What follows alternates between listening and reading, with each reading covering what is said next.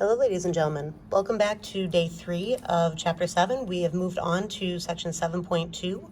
We are looking at the sampling distribution of p hat for sample proportions using the normal approximation for p hat.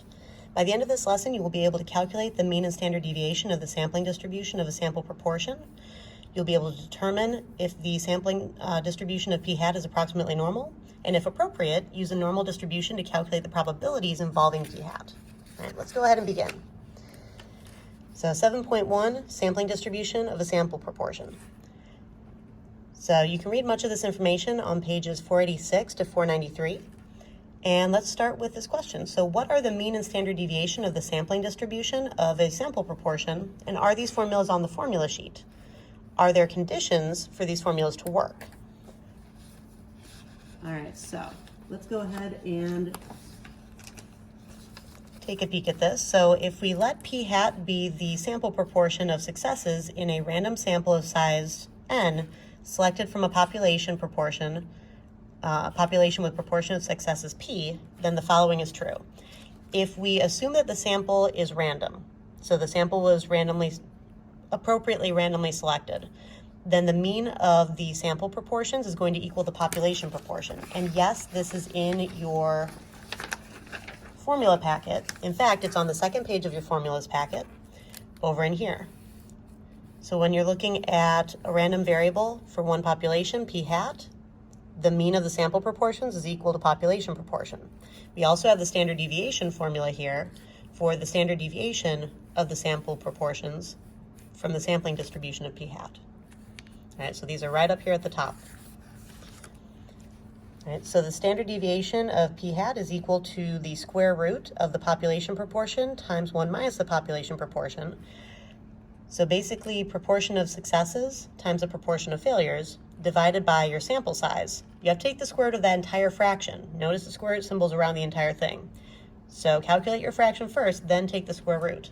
And in order to use this formula, we need to assume that the sample size is either less than 10% of the population size, so that we can assume independence even when sampling without replacement, or we need to be looking at a random process that, a process that's automatically random, like flipping a coin, rolling a die, things like that. Now, when is it safe to assume that the sampling distribution of p hat is approximately normal?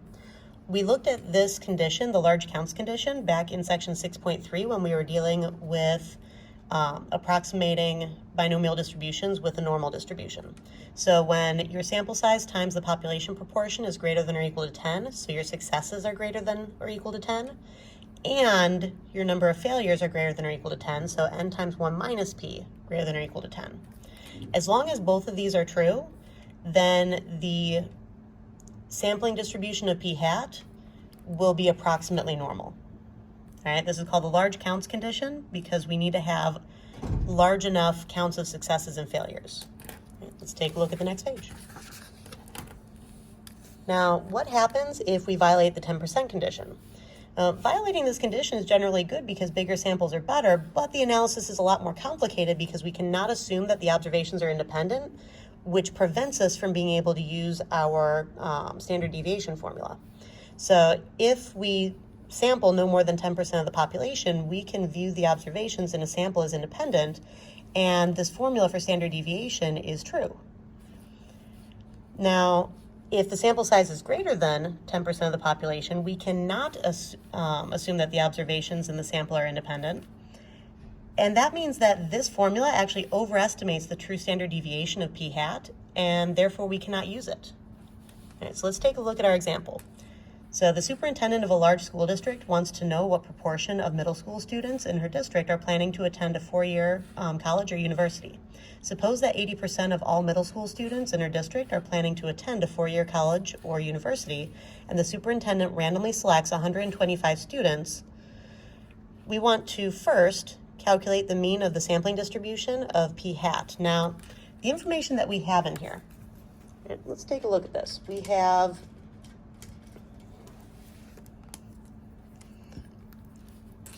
all right, so 80% of all middle school students are planning to attend that 4-year university. That's why P is 0.80. And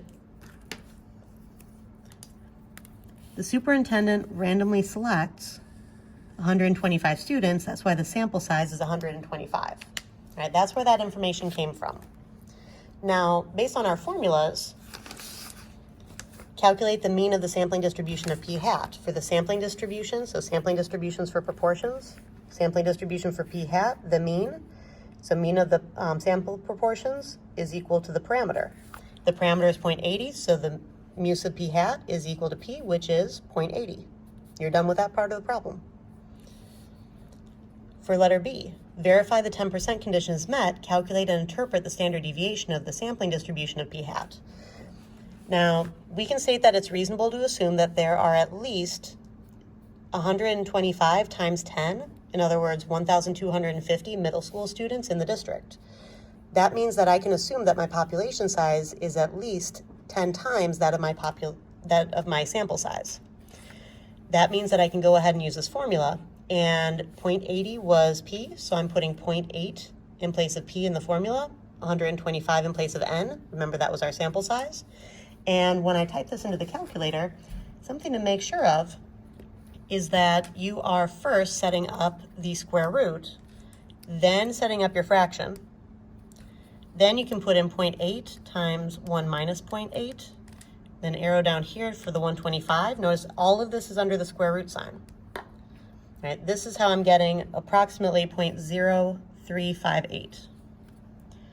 Now what this means is that in simple random samples of size 125, the sample proportion of students who are planning to attend a four-year college or university will typically vary by about 0.0358 from the true proportion of 0.80.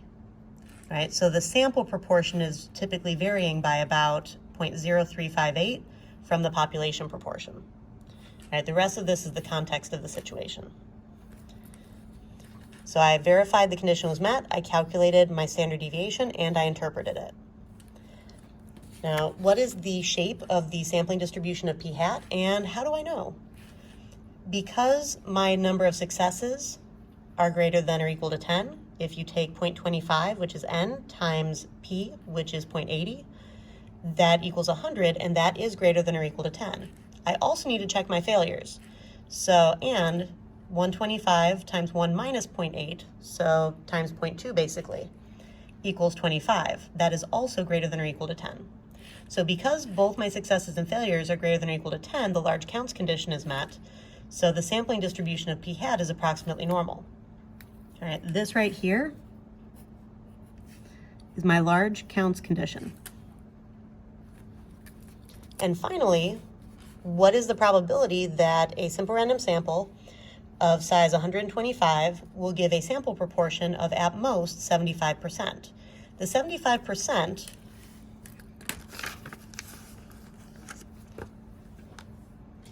is, so the 75% is this part right here, that 0.75. At most is referring to less than or equal to. At most is the highest, it's giving you the maximum amount, which is why I can either be that high or I can go less than that, because this is the most I can do. I can be that or less. So sample proportion is the p hat part of this. So sample proportion is p hat, at most is less than or equal to, and then 0.75 is at 75%. So the probability that the sample proportion is at most 0.75 from the population that we were working with. All right, so my mean was 0.80, my standard deviation was about 0.0358 for the sampling distribution of sample proportions. So all these down here would be sample proportions. I'm looking at less than or equal to, so I'm going to the left of this. I have my 0.80 here, my 0.75, my normal distribution identified, and then I can use my calculator notation for normal CDF. And you hit second vars to get to distribution. Normal CDF, I'm looking at negative infinity, which is basically what's right here. Upper bound is 0.75, oops. And I just erase it. So I'm just going to go ahead and type in a really long negative number. I have 0.75 for my upper bound. My mean is 0.80. My standard deviation about 0.0358. And that is how I got this probability. So 0.0813 approximately. You want to go out to 4 decimal places for this. And that is it for this lesson. All right, I'll see you in class.